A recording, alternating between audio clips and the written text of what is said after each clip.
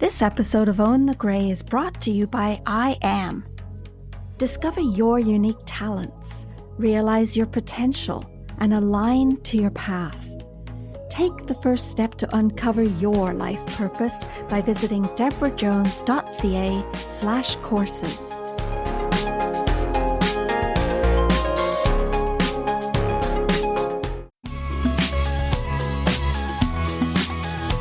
Welcome to Own the Grey, a podcast to dispel the notion that aging is undesirable and setting new, positive attitudes.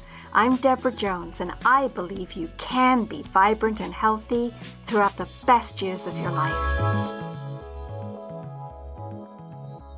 Tricia Nelson lost 50 pounds by identifying and healing the underlying causes of her emotional eating. And she's been researching the hidden causes of the food addiction for over 30 years, making her an emotional eating expert. She's also the author of a book called Heal Your Hunger, 7 Simple Steps to End Emotional Eating Now. She is podcast host of the Heal Your Hunger show, a TEDx speaker, and featured on NBC, CBS, KTLA, Fox, and Discovery Health Networks. Welcome, Tricia, to Own the Grey podcast. Oh, thanks so much, Deborah. It's great to be here. So I love that online you welcome anyone who struggles with food and weight to learn how to create better relationship with themselves and with food. And you also help people struggle with emotional eating and binge eating and some food addictions. And what I thought was interesting is when you refer to heal your hunger, are you referring to hunger for something other than food as well? Yeah, I find that most people who do struggle chronically with food and weight, as I did, are not really hungry for more food. So, it's definitely a deeper hunger, hence the name of my company, Heal Your Hunger, because that's the only hope, my experience of losing weight and keeping, getting to a weight that you feel good about. And staying there, because we all, anybody who struggles knows how to do the yo-yo thing. Like I was up 30, down 10, up 20. I had like 5 different sizes of pants in my closet because I never knew what size I was going to be because I was a yo-yo dieter. So we can do that. But staying in one place, at a place that you feel good about, that's a little bit more involved. And it definitely is about healing that deeper hunger. And without doing that, we are going to be on that roller coaster ride, just treating the symptom. In my experiences, overweight is a symptom of overeating, and overeating is a symptom of what's eating me. Really well said. I love that. We'll let that sink in for a minute. So what's eating me? As far as the things that I'm dealing with in my life, maybe things that I've lived through in my life, what do you see as some common things that are eating us? Yeah, well, there's definitely historical things, going way back. Many of my clients have had trauma in their past. They grew up with alcoholism or drug addiction or mental illness. And, things weren't so easy as a kid. I had sexual abuse as a kid, and so when we're young, we don't have a lot of coping tools. We don't have a lot of healthy ways of coping, and food's right there. It's right there. We use it. It works. The candy, the carbs, the sweets, those are the things that sort of take us out of our uncomfortable feelings. And while food saved my life at one time, like it really, thank God I had it. As an adult, obviously it backfires and is no longer saving our life. It's actually killing us if we, keep doing it and have a lot of adverse consequences. So, there's definitely the historical part of it. But my experience is we develop other coping skills as children that no longer serve us as adults. And in my book, I talk about the anatomy of the emotional eater, which is a play on words, of course. But the anatomy of the emotional eater is 24 personality traits that make up the emotional eater's experience and way of showing up in life that have nothing to do with food. So my experience is most people who struggle with food and weight have done lots of diets, done exercise programs, read jillions of books, and many programs and haven't gotten the help they need. Like it's all been surface. Again, the yo-yoing happens. But what's really important is start looking at the ways that we're actually creating the stress that we stress eat over. So going deeper is what I always, preach, because my experience is it's not as much an eating problem, because since we've done all this research, we know what to eat. Like, we're not stupid. We know, vegetables are better than cake, or salads are better than pizza. Like, we're not dumb, and we know what to eat, but we don't necessarily follow through on what we know. And so the reason for that is really where I live and what I teach. And so it's not so much an eating problem as it is a living problem. So let me get back to the anatomy of the emotional eater. And I'll tell you the top trait of emotional eaters that I find, and this will illustrate what I'm talking about in terms of the living problem. The top trait is people pleasing. And I've rarely met an emotional eater that wasn't a people pleaser. And this does stem from our childhood. If we didn't, there were gaps in how we were raised, we didn't get a strong sense of ourselves, which I did not, we're looking for it from outside ourselves. Okay. So when we don't have it on the inside, we're trying to seek it on the outside. Validation, praise, accolades, this stuff fills us, momentarily, and we chase it. We chase it because we don't have it for ourselves. We have that emptiness, that hunger from within. And the problem with being a people pleaser is that not only do we knock ourselves out and burn out our adrenals, trying to be all things to all people, but we're also resentful typically because nobody's ever as pleased as we plan on them being. Have you noticed? like I'm like, I pulled an all-nighter for that project and all I got was thank you, no, where are the trumpets? Where's the parade? And so we've got that doozy of, the double whammy, if you will, of being burned out and then being resentful. And that is a typical perfect storm for justifying the I deserve it binge. Like, screw them. They don't recognize me. I'll reward myself. But this is an example, Debra, of how it's how we're living that's really driving the train, okay, the overeating train. And so just trying to slap a diet on the problem, of course, isn't going to work, and statistically speaking, 98% of all diets fail anyway. And it's because of this very reason. If we don't change how we're living, how we're eating can't possibly change in a sustainable way. And so, my clients are learning to speak up, to set boundaries on their time, to stop trying to be all things to all people, to start pleasing themselves first, which seems selfish, and as women, I think women, especially in our 50s and above, we have that cultural training that we're supposed to serve at all times. We're supposed to caretake at all times, to our own detriment. That's how you be a good girl. Right. And but it doesn't work because we end up exhausted. We end up with health issues, autoimmune issues. We end up just feeling really sad and depressed. And then we take medication and it just like snowballs into a life we didn't want, And so if we can kind of pull back a little and look at how can I start doing things differently in my life? And when we do put ourselves first, especially in terms of self-care, when we take time to take care of ourselves, when we put boundaries in our time, we learn how to say no, like, no, I can't, perhaps you can find somebody else to do that, chair that committee, do that project, or, whatever. It doesn't mean we don't still help out, but we've got to put self-care first. And when we do, ironically, we end up having more to give because we're giving from a full well instead of an empty well. And when we give from an empty well, that's when we burn out. That's when we're resentful. That's when we reach for snacky foods because we're constantly out of energy and we need the quick hit of chocolate and cookies and, coffee and those kinds of things. Guilty. You're preaching what I preach too. As far as we need to take care of ourselves first and foremost. Even the people pleasers. What I say to my clients is, if you take care of yourself, you've got more to give others. Absolutely. Right? So you don't have to stop helping others, but you need to find the balance. So I'd like to just kind of step back a little bit and unpack what is happening when we are reaching for the sugary foods? You've talked about, we reach for it for comfort, but is there something physiological happening to us? Yes. I mean, I'm a total sugar addict my whole life. I mean, if I ate sugar, I just kept eating it, So when I eat sugar, sugar is basically all I want to eat, and not like in its white, powder form, but I just mean, or granular form. I just mean sweet things. I love sweets. I love the taste of sweet. And I still do. Like, that hasn't changed. But I learned new ways to get sweetness without sugar, because sugar is physically addictive. It's proven to be more addictive than heroin or cocaine.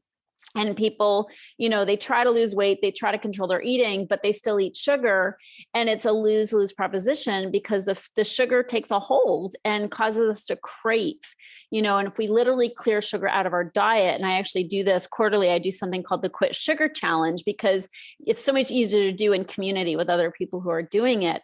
But when we get it out of our system, we don't have the same cravings. We may have emotional cravings still, and that has to be addressed, the emotional eating and our emotional connection to sweets, but at least the physical isn't driving us. And the physical is really hard to resist, because it's like giving the alcoholic a drink and saying no more. They want more alcohol if it's in their body, because alcohol is addictive as well for alcoholics. So it's really important to realize that there isn't a physically addictive component. But I want to mention the emotionally addictive component of sugar and carbs. We know oftentimes what heavy, sweet, sugary, carby foods do to us, but I want to talk about what it does for us and why we do reach for it. And I'm going to illustrate this through something I call the PEP test. And PEP is an acronym, PEP, which stands for, basically the first P stands for painkiller. So when we reach for heavy foods, and it's not generally salads that we overeat on, because they don't give us the pain killing effect. They don't numb our pain. And there's all kinds of pain, and we don't think of ourselves as being in pain. We're just moving through our day, taking care of things that need to be taken care of. But there's an underlying, there can be underlying stress, fear, unhappy circumstances. If we have a parent we're taking care of who's ill or ornery, is not an easy patient. If we have kids who are going through something hard, if we have a job that doesn't fit us anymore, or perhaps we've got health issues, this can cause kind of a low-grade pain in our lives, emotional pain. And when we check out with heavy sugary foods, it takes us out of that pain. It numbs that pain. So that's one way that we use food. It's as a painkiller. Another way, the E in PEP stands for escape. And my experience is as overeaters, we tend to be overfeelers and thinkers. Okay. So as overthinkers, we have a lot going on in our heads. Okay. So we're constantly worrying, stressing, of course, as people pleasers, we're thinking, what do they think about me? How was I perceived?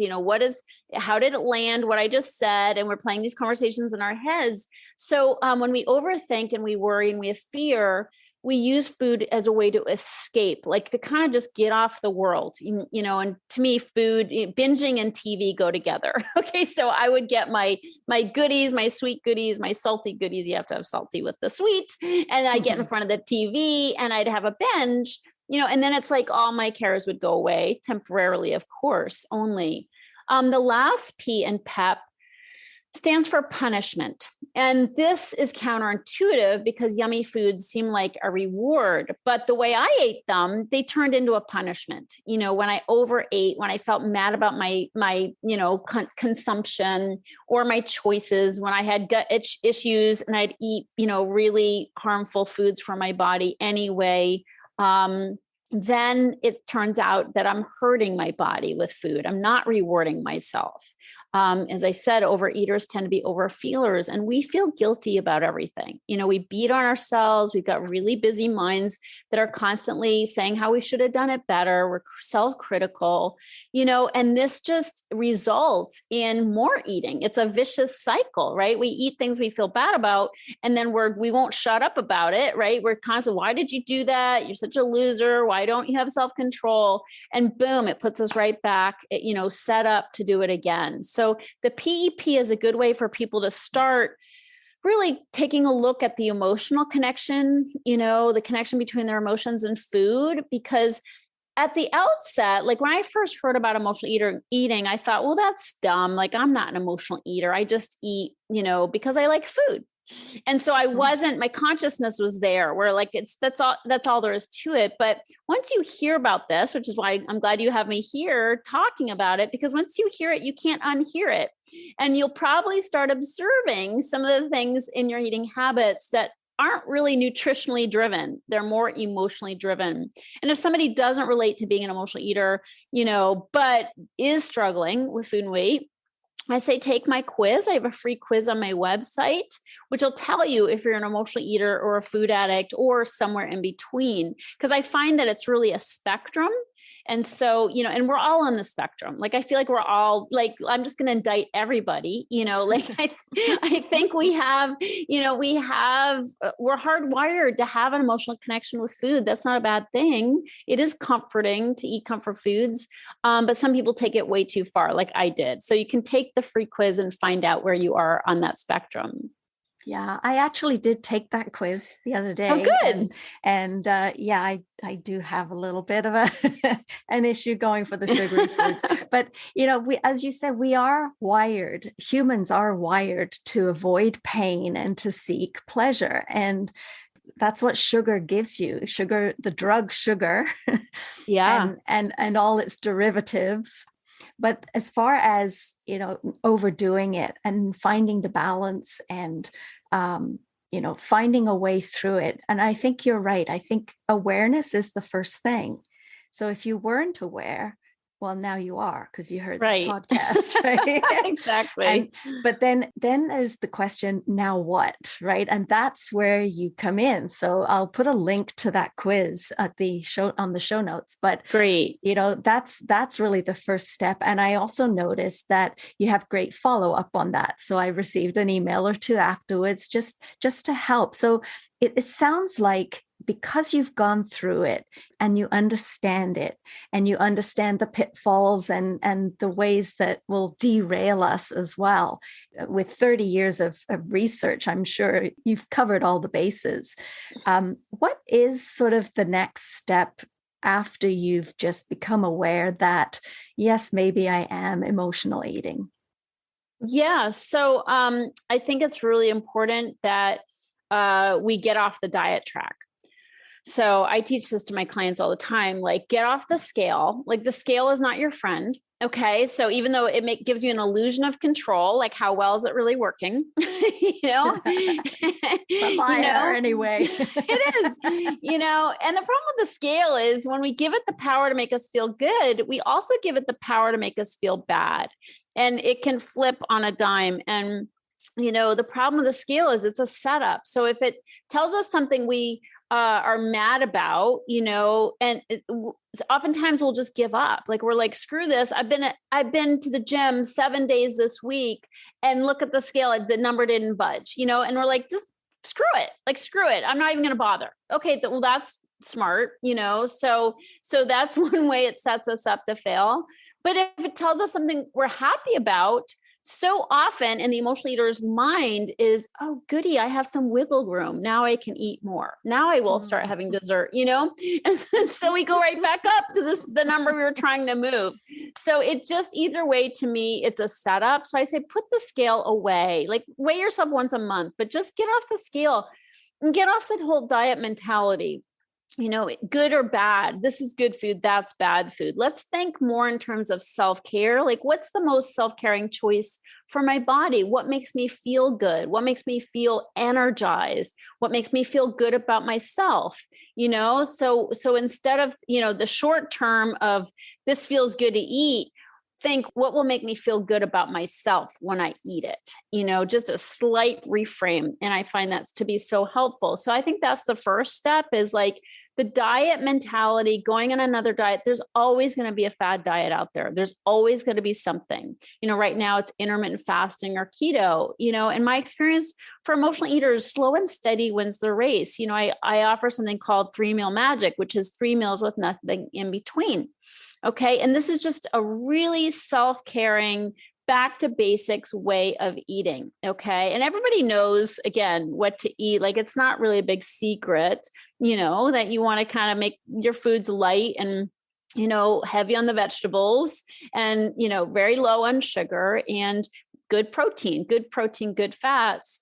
But really important to know that when you eat 3 times and you put 4 or 5 hours between each meal, it just brings regularity and just a sense of common consistency to your day. When we're doing all these hacks and skipping meals and, trying all these different cool things that we learn in diets, it's not sustainable, and if somebody does want the benefits of intermittent fasting, put 12 hours between your dinner and your breakfast. Like, just make that be it, but have a good solid breakfast, because when we get too hungry, the alarms go off and we feel like we're starving, and then we go overboard when we open up our window again.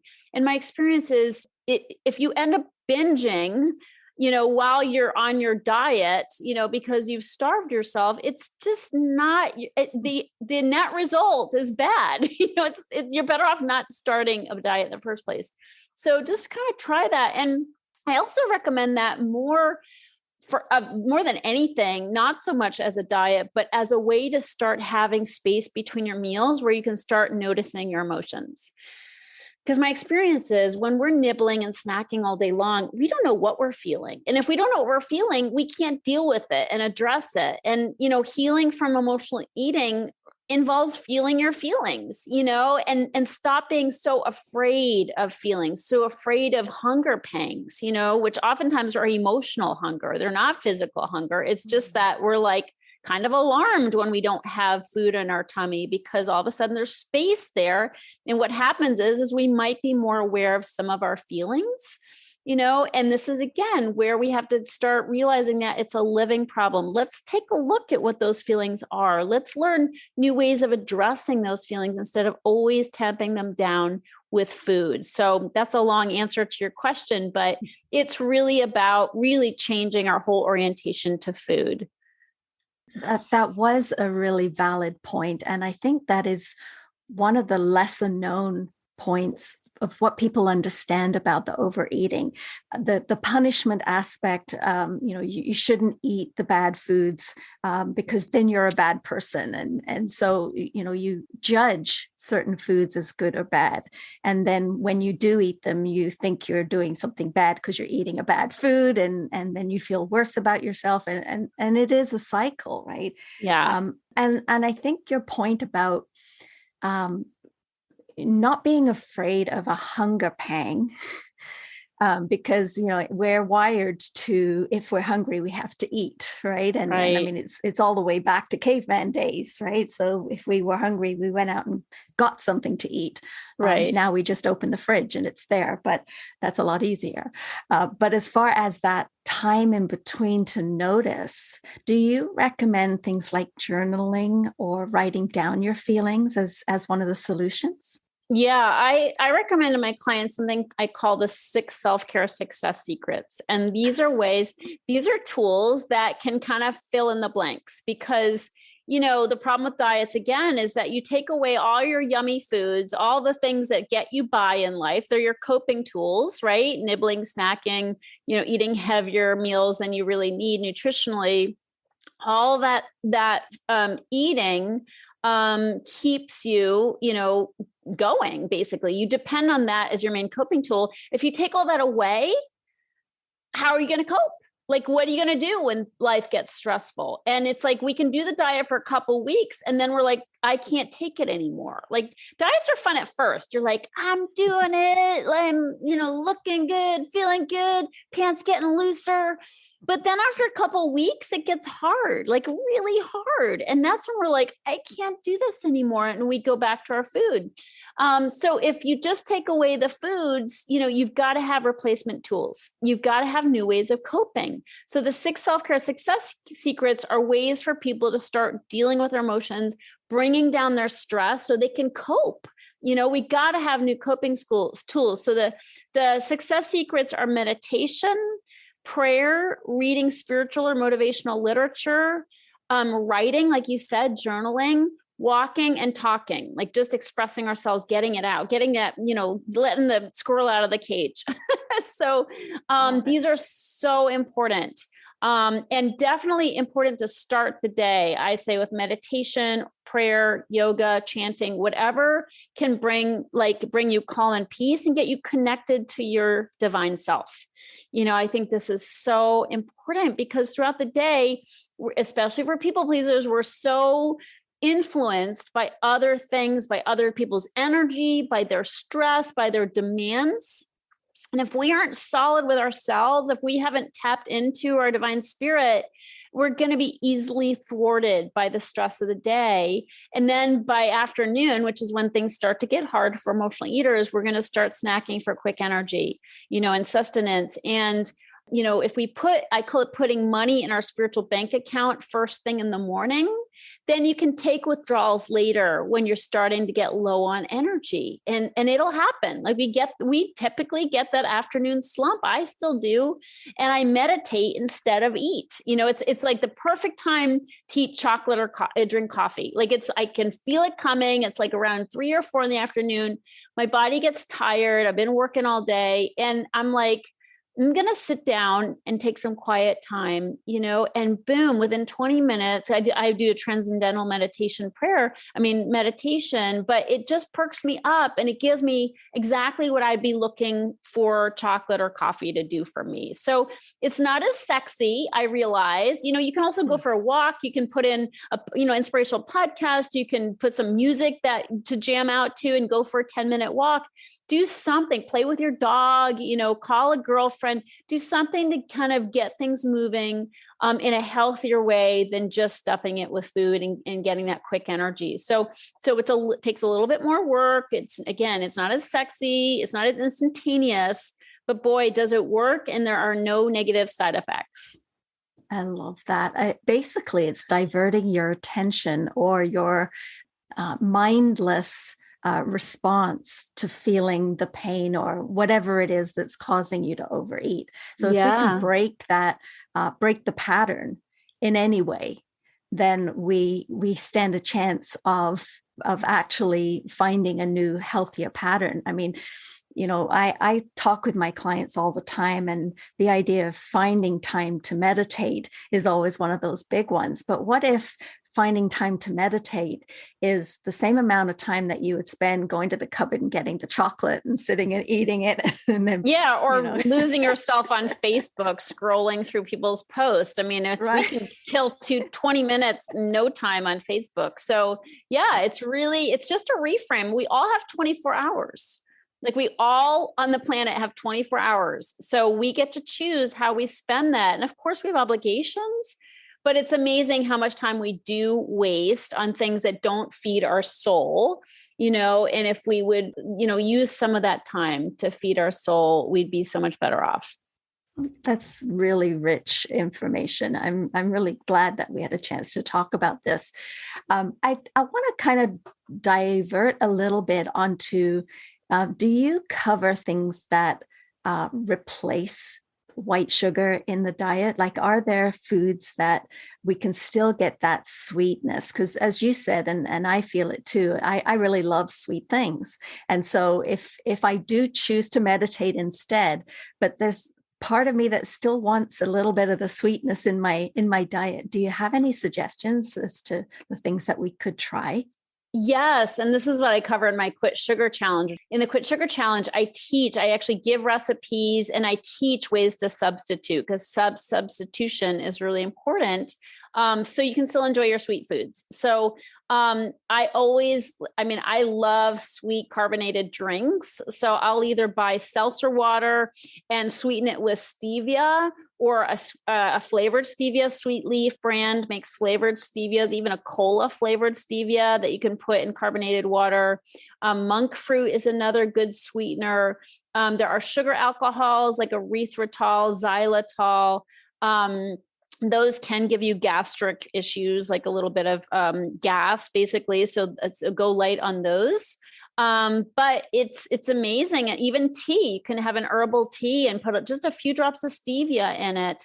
And it's sweet and tasty but doesn't hurt your body. I find I often say stevia is God's gift to emotional eaters, because in the past, it's like, in the 80s, in the 70s, I'm totally dating myself, but this is a show that isn't my contemporary. So we know. Yeah.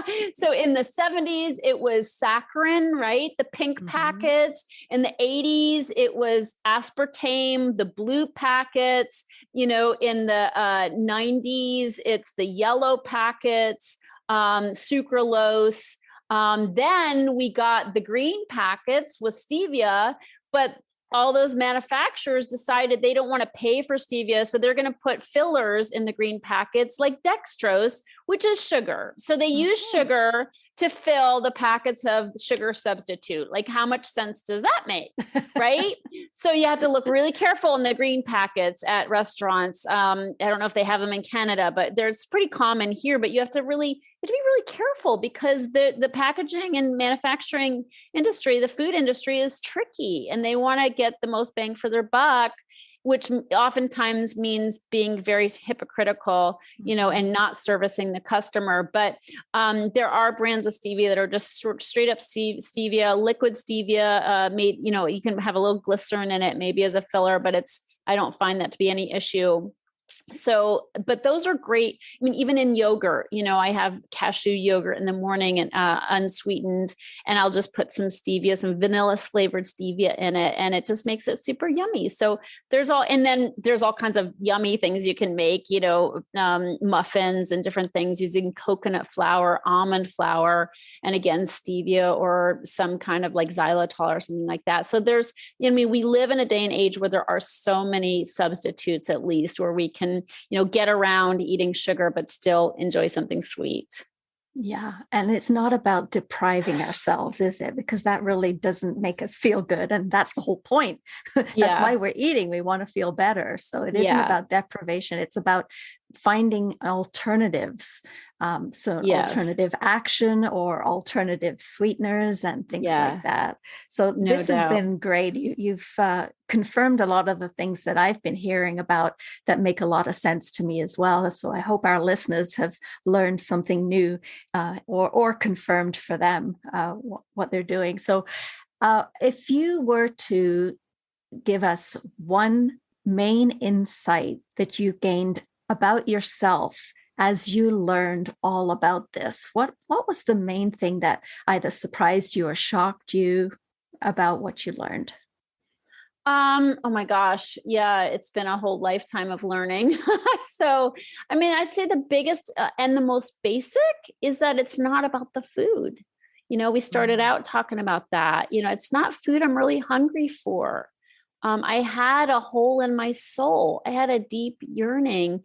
And a lot of what I yearned for, Debra, is connection, And so my experiences as emotional eaters, we tend to have a loneliness, a sense of isolation, oftentimes because we feel different from other people. Our emotions are bigger than your average person.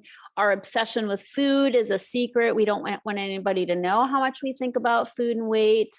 So we live in isolation. We have kind of this ache inside, that even when we're around other people doesn't go away. And so my experience is, as emotional eaters, it's really important that we address that. And one of the steps of my program is connection and community. And I do all my coaching in groups, because when other emotional eaters are around people who have the same secrets, have done the same crazy things with food, it just brings down that sense of isolation. It really works to erase it so that we can feel fulfilled and we can get that connection. And I think, the beautiful thing is nowadays we have Zoom. The pandemic, really raised our awareness of how we could connect by video. Thank God, and Facebook and other, online tools. that really work. I mean, they really work. And so I just do everything in groups because there's a healing quality, there's a connection and a soul satisfaction that we really do crave because it really isn't about the food. I love that. And before I met you and I saw the website, I saw your Facebook group, I already got the sense that it was a place to call home. And I know that's how you describe it. And after speaking with you today, I know that to be true. So anyone who is having some concerns about what they're eating and want to have a better life, simply visit Trisha's website, which is healyourhunger.com. I'll put a link to it in the show notes. And I'll also put that link to the quiz, which is to find out if you're an emotional eater or a food addict and where you are on that sliding scale that you were talking about. And the most important thing is that Trisha has action steps on what to do about it. And obviously, she cares deeply. So thank you so much for sharing your wisdom today, Trisha. Oh, thank you for having me, Debra. It's such a pleasure. And thank you for the beautiful work you do in the world. Thank you. Thanks for listening. And did you know that positive reviews from listeners like you help me get these messages out into the world? Leave a rating for Own the Grey on your podcast app or at ownthegray.ca.